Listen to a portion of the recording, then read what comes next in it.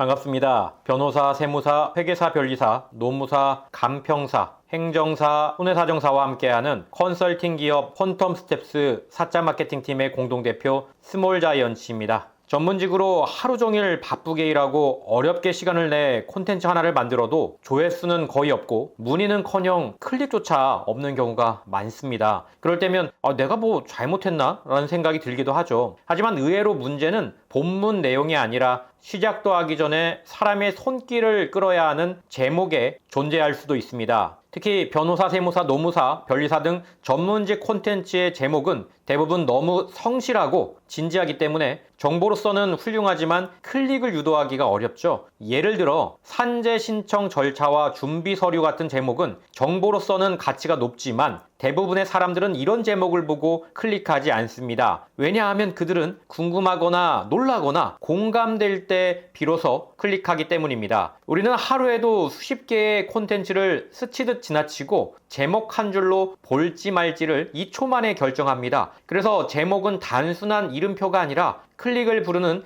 자석 같은 역할을 해야 하죠. 좋은 콘텐츠를 만들었는데 아무도 안 읽는다면 문제는 내용이 아니라 제목일 가능성이 큽니다. 콘텐츠의 첫 인상은 바로 제목이고 이 한 줄이 사람의 클릭을 유도하는지 그냥 스쳐 지나가게 만드는지를 결정합니다. 제목에는 반드시 3가지 요소 중 하나 이상이 들어가야 하는데요. 바로 궁금증을 유발하거나 감정을 건드리거나 내 얘기 같은데? 라는 공감을 일으키는 것입니다. 이 기준을 바탕으로 사자 마케팅에서는 전문직 콘텐츠에 바로 적용할 수 있는 9가지 제목 공식을 제안합니다. 첫 번째는 왜 뭐뭐일까 형식입니다. 사람은 이유를 모르고 넘어가는 걸 견디지 못하죠. 그래서 왜로 시작하는 질문은 클릭을 유도하는데 매우 강력한 구조입니다.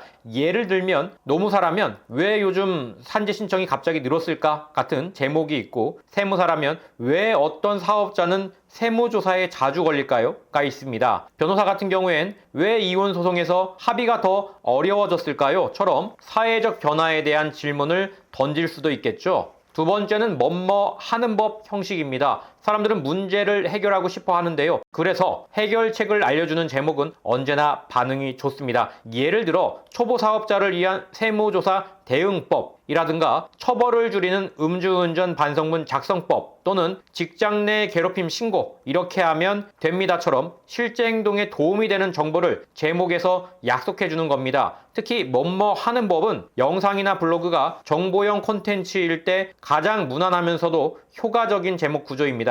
세 번째는 뭐뭐 하는 이유 형식입니다. 이 구조는 독자 스스로의 문제를 직면하게 만드는데요. 예를 들어 블로그 글을 써도 수임이 안 되는 이유라는 제목은 블로그를 운영 중인 많은 전문가들이 자연스럽게 클릭하고 싶게 만듭니다. 또 의뢰인이 다시 연락 안 하는 이유나 단가는 높은데 왜 고객이 안 붙을까처럼 내가 뭔가 잘못하고 있나라는 생각을 자극해 호기심과 불안을 동시에 건드리죠. 네 번째는 뭐뭐 하지 마세요 경고형 제목입니다. 사람은 본능적으로 위험을 피하고 싶어 하기에 금지의 메시지는 반응을 유도합니다. 예를 들어 상담할 때 이 말은 절대 하지 마세요 또는 반성문에 이 문구 넣으면 오히려 독됩니다 같은 제목은 실패나 손해를 피하고 싶다는 감정에 바로 닿습니다. 특히 이 구조는 유튜브에서 초반 시청 유지율이 높게 나오는 경우가 많죠. 다섯 번째는 뭐뭐 했더니 생긴 일 경험 고백형입니다. 실제 경험을 기반으로 한 콘텐츠는 신뢰를 얻기 쉽고 사람들은 스토리텔링 구조에 쉽게 빠져듭니다. 예를 들어 상담료를 올렸더니 이상한 일이 벌어졌습니다. 사건 수임을 거절했더니 의뢰인이 이런 반응을 보였습니다. 블로그에 반성문 예시 올렸더니 전화가 쏟아졌습니다. 같은 제목은 나도 저런 상황이 올 수 있겠는데? 라는 생각이 들게 해 클릭을 유도합니다. 여섯 번째는 뭐뭐 하는 사람의 특징, 즉 비교형입니다. 사람들은 자신이 잘하고 있는지 뒤처지고 있는지를 끊임없이 비교하죠. 예를 들어 수임을 잘 받는 세무사들의 3가지 공통점, 고객이 먼저 찾아오는 변리사의 말버릇, 재상담으로 이어지는 노무사의 특징 같은 제목은 지금 나도 그렇게 하고 있는지 점검하고 싶게 만듭니다. 이 구조는 특히 블로그와 뉴스레터에서 꾸준한 조회수를 보장하는 포맷입니다. 7번째는 뭐뭐 하는 방법 숫자형입니다. 숫자가 들어간 제목은 뭔가 체계적으로 정리되어 있을 것 같아 기대감을 주죠. 예를 들어 재상담률을 높이는 방법 3가지, 고소장 쓸 때 빠지면 안 되는 포인트 5가지, 특허 출원 시 꼭 챙겨야 할 문서 3종 세트 같은 제목은 콘텐츠가 짧고 명확하게 핵심만 담겨 있을 것 같은 인상을 줍니다. 사람들은 시간이 없기 때문에 숫자는 클릭을 정당화시켜주는 역할을 하죠. 8번째는 A vs B 비교형 제목입니다. 비교는 언제나 갈등 구조를 만들어내고 사람은 갈등 구조에 끌립니다. 예를 들어 광고 대행 vs 콘텐츠 마케팅, 뭐가 더 효과적일까요?